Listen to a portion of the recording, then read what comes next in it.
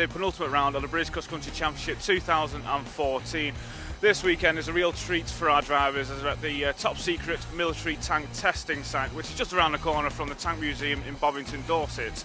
But now the championship has 4 contenders and it could be decided this weekend. So over to Jake, let's see how it pans out. The championship has already had its twists and turns, heading to Bovington for the 5th round of the championship. From Pikes Peak to Ebbw Vale and the Forest Estate in Scotland to the Radnor Estate further down south. Now we're at Bovington in the lower parts of Dorset, and the action is going to take things right down to the wire. This is a championship for every kind of competitor, and for newcomers it's the perfect starting point for those wanting to get into rallying at a friendly and competitive environment. One such competitor, having a clubman's day out, was John Damrell. With the BCCC being open to National A and B licence holders, clubman competitors can enter just for a weekend. It's an ideal way to test the water or to just enjoy a great weekend sport. John Damrell certainly got his money's worth over the course of the 2-day event, taking some brilliant timed runs. Right from the start, he was consistently banging in the 11-minute mark and even creeping below 11 minutes in the latter stages of the first day. But with this tough and meticulous course taking its toll on some from run to run, Damrell stood firm and brought the Tornado home in fine form. 9th overall was a worthy achievement for his efforts in what is a very dusty, very treacherous and very fast-flowing course. It's very easy to get it wrong at Bovington, and John Damrell held fast, took it easy and made it look like child's play. The Brit Part Freelander Challenge is another great starting point for motorsport at this level. The Freelanders in this discipline are standard road vehicles. In fact, you could even do the family shopping on the Friday before you get to the event and then run around on the hills for a weekend. As the vehicles are all exactly the same, it comes down to driver skill as to who takes away the ultimate prize. And in this close competitive environment, with the field consistently running at 13 minutes per run, it was always going to be close. But the event wasn't without its problems. Ian Letman, one of the hard chargers for the championship, was looking good until a roll brought things to a premature halt on day 1. There are some sports where a roll can put you out of the event, but in the Freelander Challenge you keep calm and carry on, and Letman was able to recover very valiantly indeed and bring his Land Rover home in a solid 4th place. Much needed points heading to the season finale.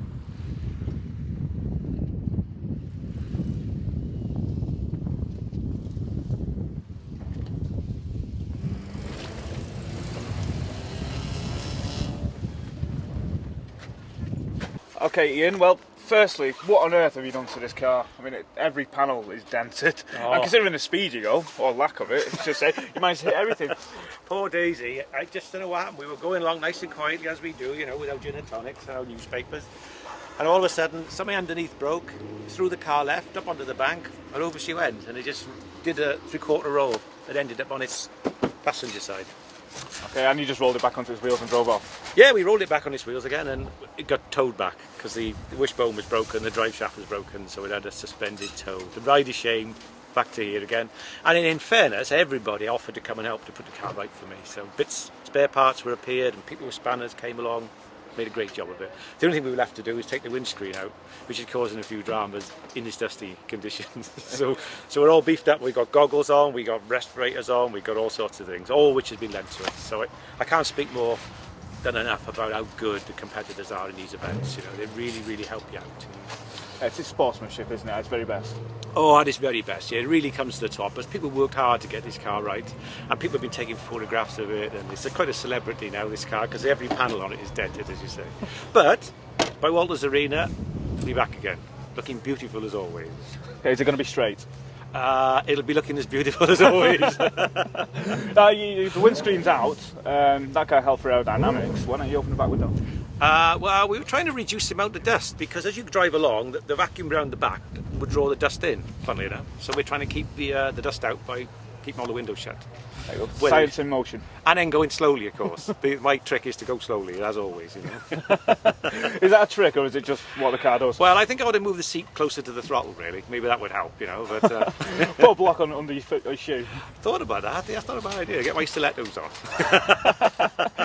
But the car's going great. You know, surprising, really. The times are not massively different from yesterday, but we're just driving it for a finish. We are.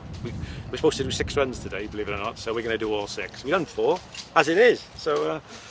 You know, we got more pictures taken us than we've ever had before. Everybody's going, look at that thing over there. But it's just, I just can't thank the people enough who've helped us, you know, particularly the road to recovery lads who come and really helped us out, you know. Well, it's always a pleasure to see Daisy out there, giving it all. Giving it her all. It's not a lot, but she gives it all she could. All right, we'll catch up with you later on. Good luck. All right, thank you very much. Cheers, Ian. All right, you got some good pictures from around the park? Yeah, from out there, yeah. A new face in the penultimate round of the championship, Andrew Price was taking things on with much vim and vigour.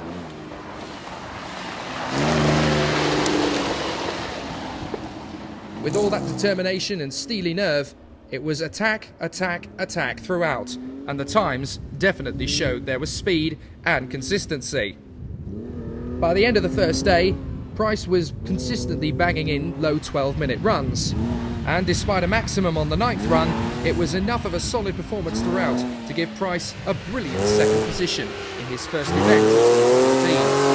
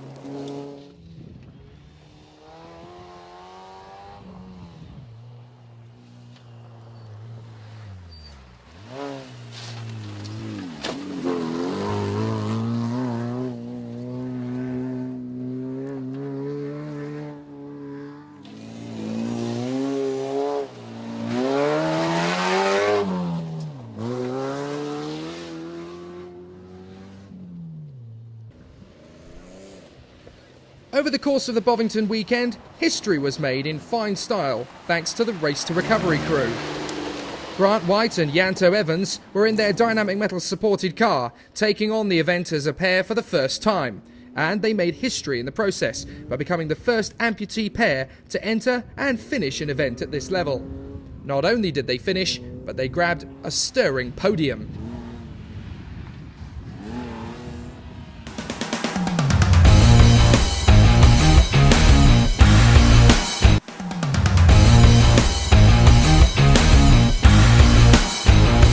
Okay, Grant, you say you're ready to go, but you've got a few problems. What's happened?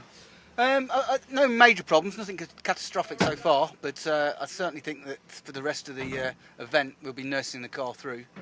But we managed to get a lot of time under our belt yesterday, so I think we can afford to ease back a little bit. We can afford, I think, now to lose 30 seconds to a minute a lap and still be fairly comfortable. So that's the tactics so far. And is this a brand new car, is it? It's not a brand new car, but it's new for us. So, unfortunately, the last event we totaled the last one, so we quickly had to turn this one around. So it was a last-minute 1 o'clock in the morning job before we started, and then probably another hour's work before scrutineering. But so far so good. Touch wood. She's doing all right. We just got to be careful now. Yeah, how many runs have you got to do now? We've done 13, so we've got overall. How many more? We've got 4 more to do today. So, all being well. Yeah, just nurse it home, as you said. Yeah. That's the name of the game. All right, well, good luck. Okay, thanks very much. Cheers. Cheers. But still in the midst of the title race and hoping for a good, strong performance, one man had his eyes on the ultimate prize. And that was Ian Linford. Linford was desperately trying to put the misery of Radnor behind him and bounce back on fine form. And it wasn't exactly easy here at Bovington, but he still made light work of the opposition. A consistent string of 12.5-minute runs on the first day was followed up by sub-12 minutes going into the second.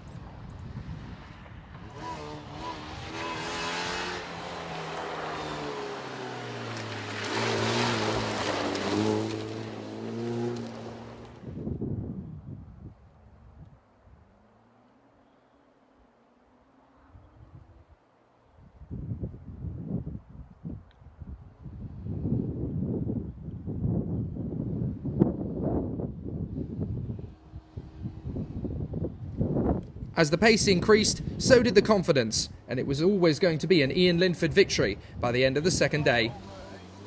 And fortunately on this occasion, as Anthony found out, there were no microscopic components to spoil the party this time.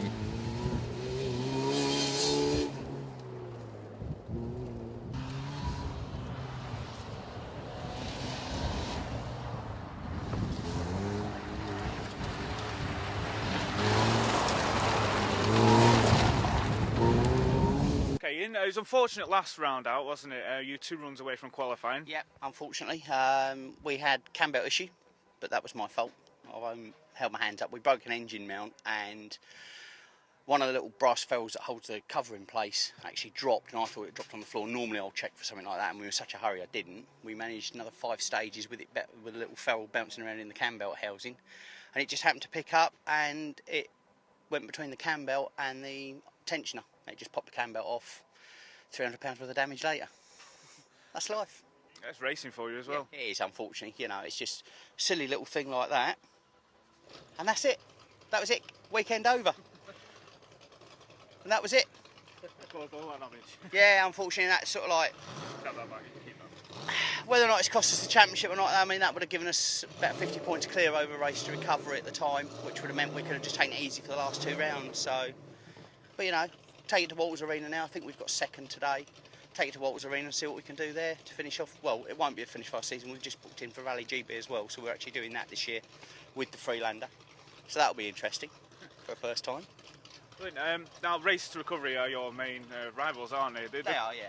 They've come out with a new car Yeah. this round out. Have you got anything to say to him, Demelza? Well, I'd just like to say I'm sad that Olaf couldn't be here today with his boyfriend, but Yanto's, got Grant with him, so he's doing all right, and I think they're doing a grand job. Brilliant. It's nice to see everybody's okay from that incident in the last round. Yeah, the car's dead, but they've got a new one and they're back on the road. Okay. And what do you think of this course? Because we're on a military base and a tank testing site. What do you think of it? There's a few holes and whoops out there, and we did hit one of them real hard first time out. The same hole that actually rolled Daisy over, so yeah, just got to be careful and ride out the best you can, find the best line. Yeah, and is Ian doing well? He's doing a grand job. He did start driving like he was going to Tesco, but he's upped his game a bit now, and he's doing a good job now. But you enjoy spending time with this lady, don't you? Yeah. I mean, she keeps bringing cakes for everybody, but after I asked her to bring tiramisu next time, but she doesn't seem to want to cook that, so hey ho. So, have you got any more runs to do? Yeah, we've got 4 more to do today, Yeah, but we have at the minimum, even if we kill it we've now. We've done the 75%, so we have actually qualified, so we've got the 75%, so we've actually qualified as a finisher this week, so we've got the points. So, Yeah, I mean, it's a victory in itself, I suppose, isn't it? It is. Yeah. We've done. This is our 5th round, so it's the 3rd round we've finished. Ebervale was just unfortunate. We broke the exhaust. I mean, we're always going to have exhaust issues with these Freelanders because of how low they are. Last time out was, like I said, I held my hands up. That was my fault. That was a rookie mistake that I've never ever made before with the cam belt. This time we've kept it together. We've got a good service crew with us this weekend. We've got the crew we're putting together ready for Rally GB to try and do the national there, like I said. So yeah, we've got a good crew behind us now. So all things being well, Walters Arena, here we come. Well, the sun's shining, and we'll let you get on with it, and we'll catch up with you later on. Thank you very much. See you soon.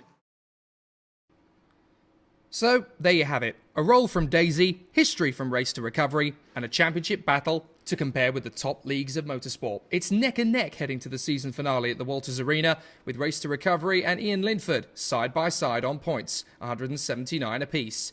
It couldn't be closer, and after such an incredible battle here, Walters Arena could get even tougher.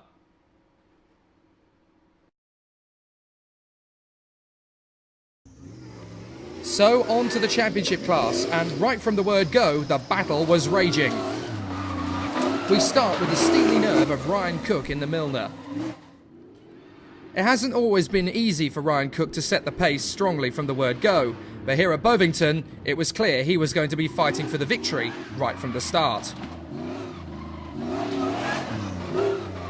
For the first 6 runs, it was he and Martin Cox, the championship leader, who was certain to be battling right to the wire. But in motorsport, just when things start going swimmingly well, bad luck seems to rear its ugly head. And unfortunately, it was Ryan Cook's turn to take a mechanical fall. On the 7th run, Cook's Safari came to a premature end, with a burst radiator taking him right out of contention. Once again, cruel luck, and indicative of a frustrating 2014 season for Ryan Cook, who's had more than his fair share of misfortune. However, he'll never ever give up, and that's what we love about him.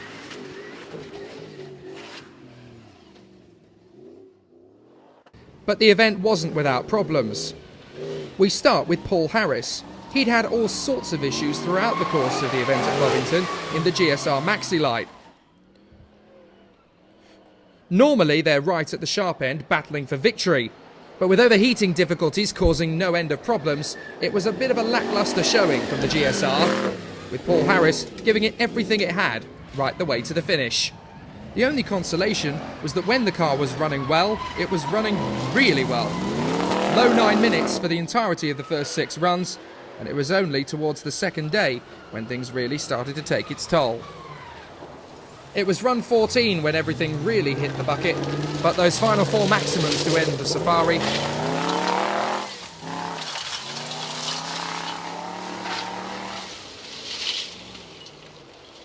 What better way to spend a birthday than throwing some horsepower and machinery around a tank testing facility? Well, Steve Smith had many happy returns over the course of the weekend, but the car didn't exactly want to join in with the festivities.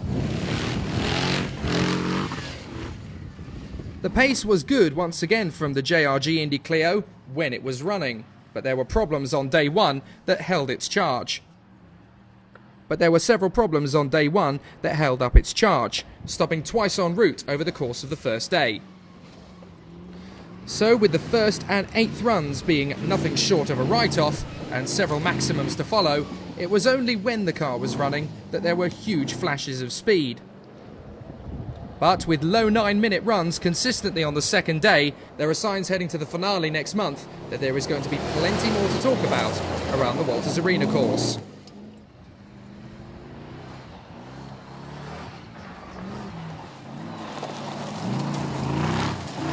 Okay, well, what a way to spend your 50th birthday. You enjoying yourself? Yes, thank you very much. Great fun. Great course, like being on a roller coaster. It looks very bumpy out there and dusty.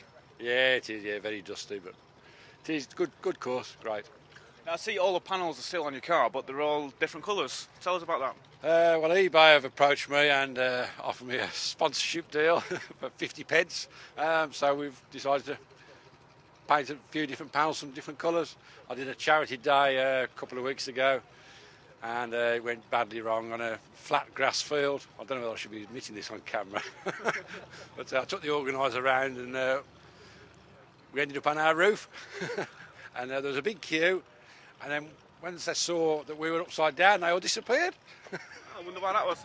I had no idea. They say in war that a good soldier never leaves a man behind, so Ian Bartlett was the true hero of the hour. He ended up towing a hapless Martin Cox home after a very difficult day's safari. But Bartlett had his own issues to worry about in the Tomcat Tornado.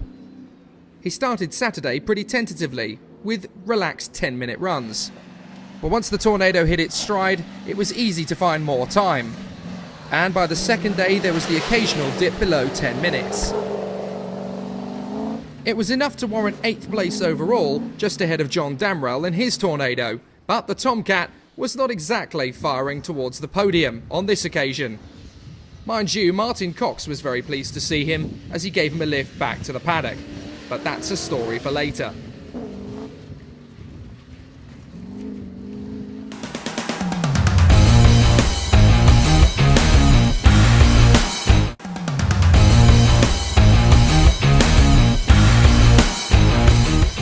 Okay, Ian, well, you're smiling. It's a nice course out there, isn't it? Very good, brilliant. Best course of the year, I think.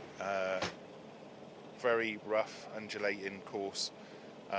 Quite dusty, but a nice mixture of all sorts. We're going off the bumpy stuff into sort of wooded sections, sort of Cat 1 roads. Yeah, nice mixture, really nice. Some fast flowing bits.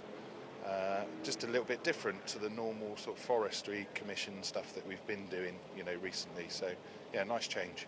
Yeah, and the car itself coping well. I know it's just basically a box standard Land Rover, as we've spoken before. As you know, we've got our other car, 3M206, which we took apart and we're rebuilding this year for next year. But yeah, I mean, we're here keeping up the numbers really, but having a good time, having some fun. It's not the quickest thing in the world. It's got the most awful gearbox in it, and basically the suspension's coping with everything, and it's just a bit of fun. Yeah. What's going to happen to this car once you get a new one? Well, there's the question.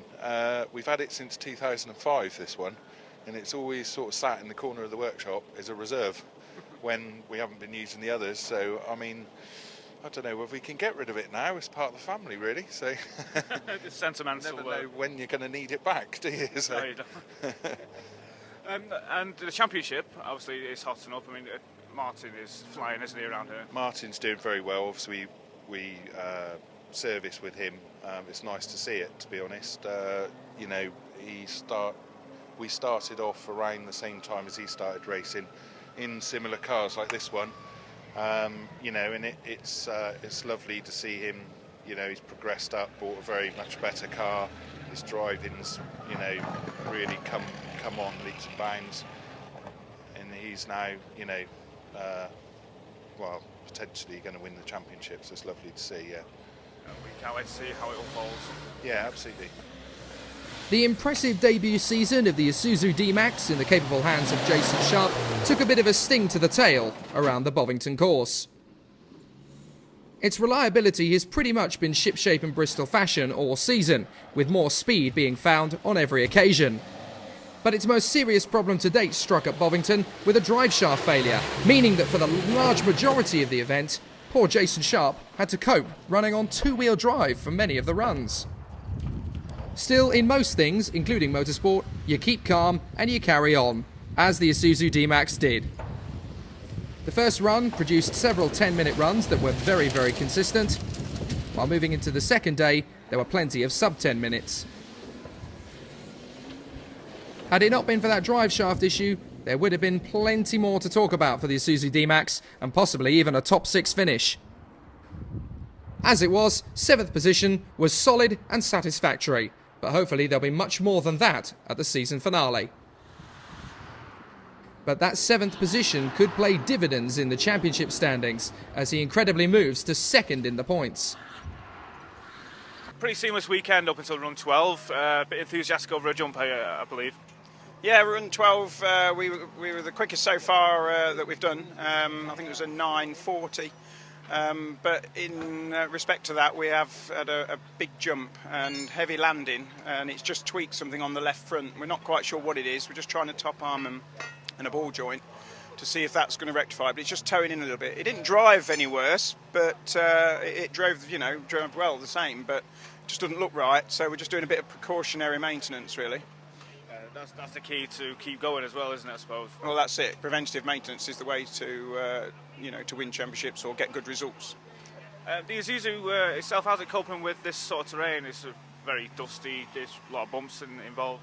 Yeah, it copes well, really. I mean, it is 2 ton, remember, with it fully kitted up, so it's a heavy machine to throw around, and there's quite a lot of humps and dips, so we do tend to bounce about quite a bit, but it's taken it all in its stride, and again, it's just unbelievable, really, that it's going round without any issues.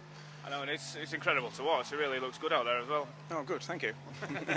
You just got to get it sorted and go back out there. I assume you've only got a few runs to do, have you? Yeah, there's 7 runs today, so we've got 5 to do. So we've got to probably just back it off a notch just to get to the finish now. So yeah, just bring it home. Hopefully, yes. All right, well, good luck. Thank you very much. Cheers, Jason. Cheers.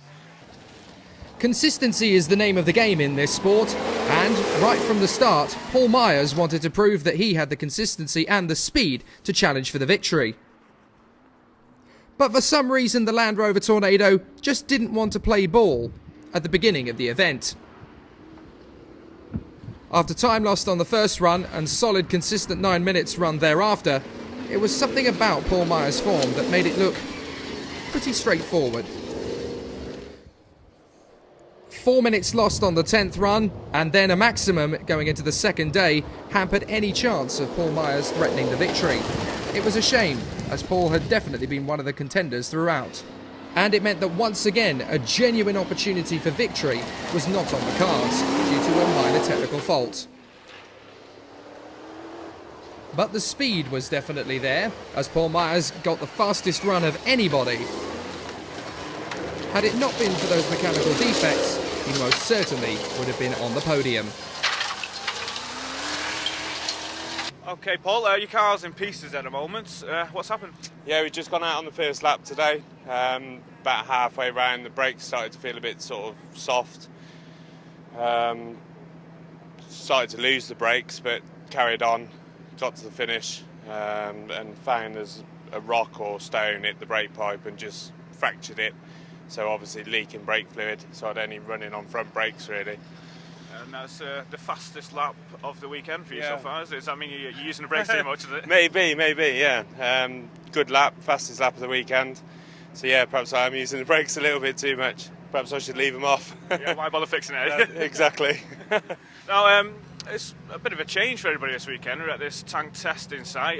It's new for everybody. How are you finding it? Very good. Course is brilliant. It's different, it's very wide, lots of different lines you can sort of choose. Whether or not you take the right one or the wrong one, you don't know until you get to the finish and see your time. The championship itself, who's your money on so far? Everybody's saying Martin Cox. Yeah, Martin's over everyone really. He's faster than anyone. Obviously Ryan broke yesterday, so he went home. So yeah, as long as Martin can keep going, he'll win. Okay, well, we look forward to seeing that, and well, good luck for the rest of this afternoon. Thank you. Then came the Orange Tiger, the Tomcat 100 of Richard Green. Richard is one of those drivers who's been able to use other people's misfortunes to his own advantage, and once again he picked up solid points here at Bovington. The speed was there right from the word go, with 9.5-minute runs right from the start. There were a couple of moments where it all got a little bit hairy, but other than that, it was always going to be a solid, consistent run for Richard Green, and major problems stayed away for once to give him a comfortable 5th position finish and some crucial points in the championship, which have elevated him to 3rd in the standings.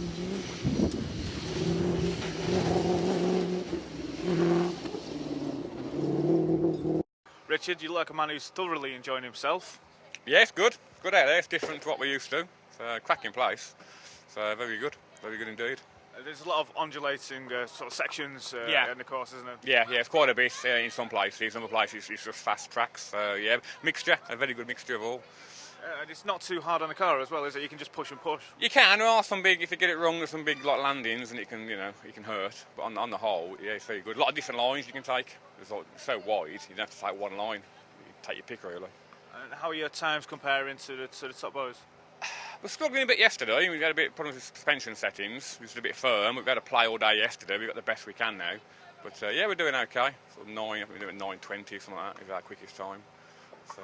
Now, the championship can be wrapped up today by Martin Cox, Yeah. but he is using 6 litres of oil every run. I believe he's been towed in. I think he's broke. I know, we just had a chat with him. He's just run out of oil, he's just been towed in, so we're just going to fill it back with oil and go back out. He's got 3 runs to do. Do you think that engine's going to last? Hard to say out there. Right, if you're using that much oil, doubtful. Only time will tell, I suppose. Only time will tell, yeah. Good luck for the rest of the day, and we'll catch you later on. Thank you. Cheers. Thank you. Then comes the big shock. The championship leader, Martin Cox, had one hand on the championship coming into this event, and it looked like he'd sew up the deal here at Bovington. Right from the start, his battle with Ryan Cook as they exchanged fastest times was the talk of the event. And would Ryan Cook force Martin Cox into a mistake? No such luck. As Ryan Cook retired, it looked as though it was going to be Martin Cox's victorious day. He led throughout with strong speed, consistent 8.5-minute runs, and no problems on the horizon. Until the final run.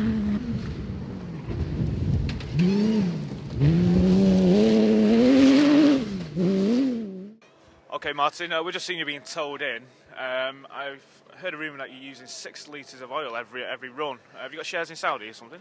Yeah, well, I don't know about Saudi, but we don't want Scotland to go independent. We want their oil. Yeah, we need their oil. We're using about 6 litres at the minute a lap. We're just getting over the finish line when the oil pressure light is coming on, and it's just used all the oil in the sump. It's got a leak in the bottom of it, which we can't cure. The chassis rails are in the way of the sump, so we've gunged it all up last night, but it's still coming out. And it's going, I think it's going down the valve stems because the bottom end of the engine seems solid. But hey-ho, we've got 3 more stages left to do today. So that's another 6, 12, 18, probably 20 litres of oil we're going to chuck into it. We'll only probably be using about 10 litres of petrol, but if we can finish these next 3 stages, I think we've probably got the championship clinched today, but we haven't finished yet. Bumpy's sitting at Bumpy Mike Moran is sitting on our tail, just waiting for us to drop by. We've just got to go for a finish. We're only using about 4,000 revs on the car, just to try and conserve it, but it's going to finish. It's not going to let me down, I'm sure.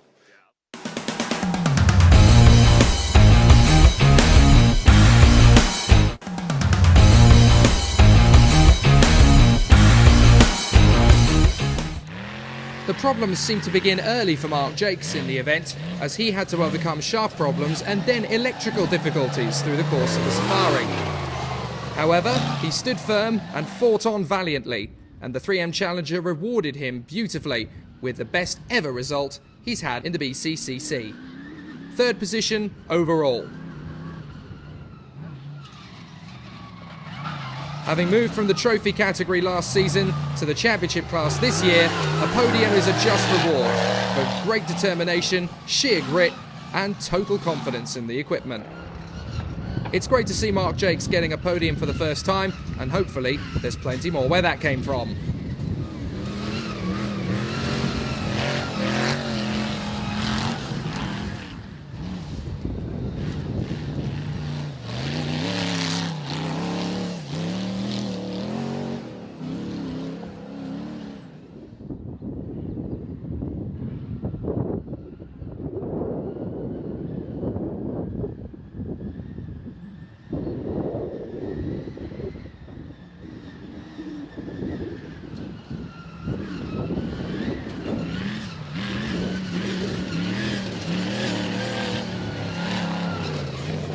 Electrical problems, I see.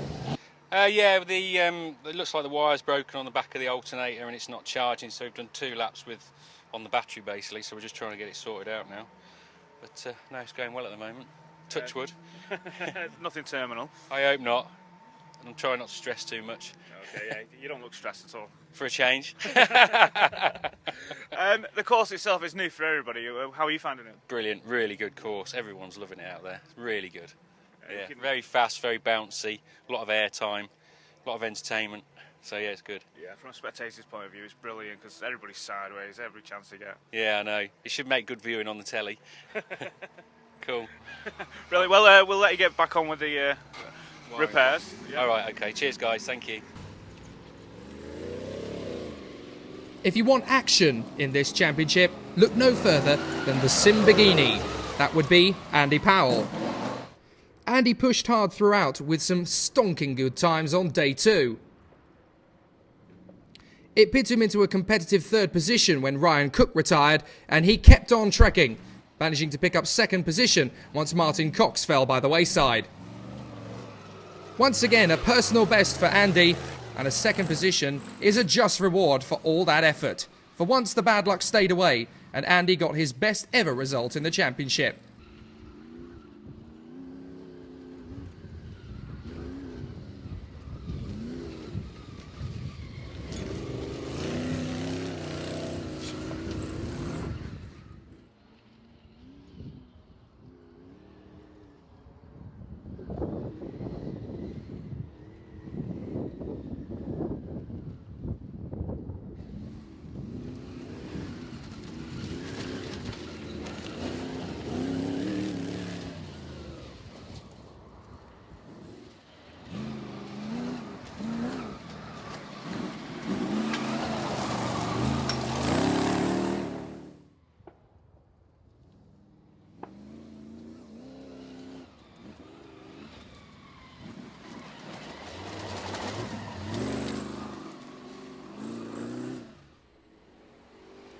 But as Anthony found out, he was too exhausted and tired to take it all in.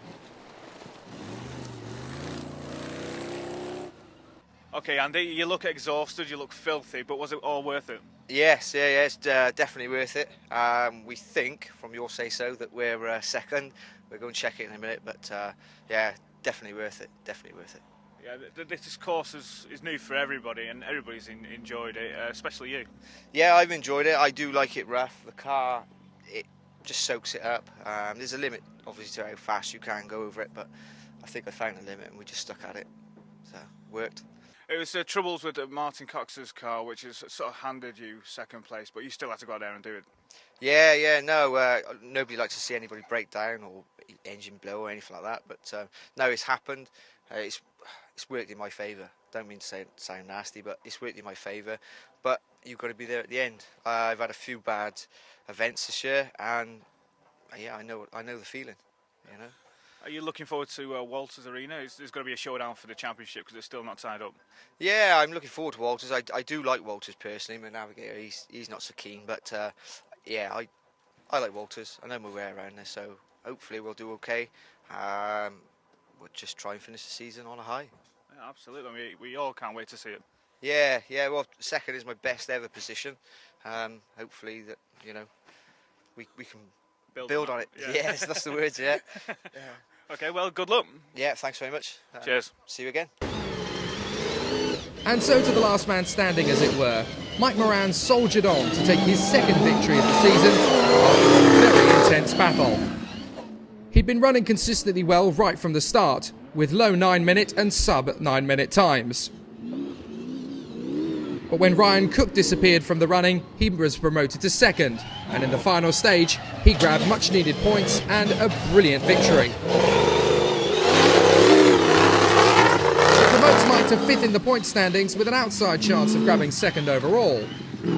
But anything can happen in this sport, and as the McLaren F1 boss Ron Dennis once famously said, to finish first, you must finish. So, well done to Mike, keeping it going and avoiding problems. In this sport, it's all about consistency, energy, rhythm and commitment. And that's exactly what his beautiful, trusty AT4x4 Challenger gave him. The result also means that we haven't crowned the champion yet, and we'll have to wait for a month for the championship to be decided.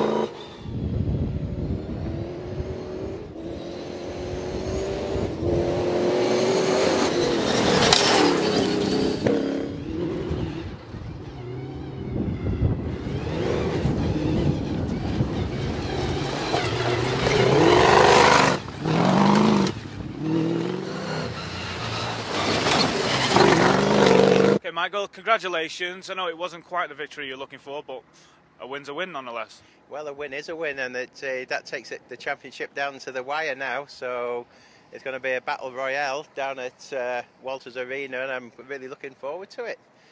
We've just invested in a new gearbox. We've got a sequential gearbox that we've imported the bits from America and Australia, and Dan Lofthouse and Rowan Marlowe from ACR built up this gearbox, so we've got a really strong sequential gearbox. I've got to grips with it this weekend. Mr. Cox has been faster than me by about 3 seconds a mile over the last couple of events, so hopefully we'll be able to reel him in and give him some proper competition. It is very, very unfortunate for him. Today was Christmas Day for him, really. He was going to win the championship, he was going to win this event, and the engines let go on the last lap.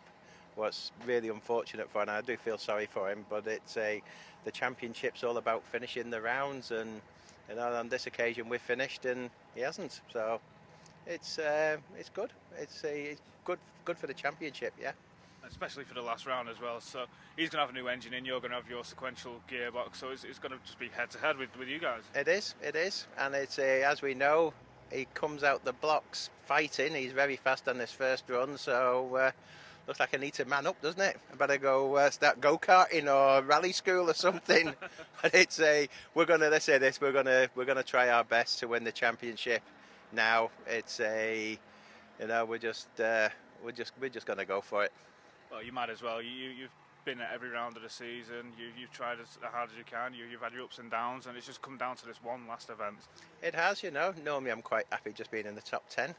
So having the chance to go for the championship itself is pretty decent. It's why we do it. So I'm looking forward to it. We can't wait to see it anyway. Yep, same. Thank you guys. It's been a great weekend. Bovington's just a great place. It's and thank you very much for the Ministry of Defence for allowing us here. It's a privilege for us to be here. Well, kind words, and thank you very much for speaking to us. Okay, thank you. So a look at the final results then, as Mike Moran serves up a cracking victory over Andy Powell, with Mark Jakes getting his best ever performance in the championship. Martin Cox slipping to 4th takes the championship down to the wire, with Green and Myers rounding out the top 6, and Jason Sharp in the Isuzu D-Max looking strong in 7th. So with 1 round to go in the championship, Martin Cox has a strong lead, but anything can happen in the final round, and he'll know not to take that for granted. With Jason Sharp, Richard Green, Mark Jakes and Mike Moran all snapping at his heels, any one of them could still clinch the crown from him. So it sets things up very nicely for an epic championship finale in a month's time at the Walters Arena. What a weekend with the British Cross Country Championship, and what an ending to the weekend with Martin Cox set for victory with the championship, only for the car to break down on the last run. So join us next time at Walters Arena for the showdown.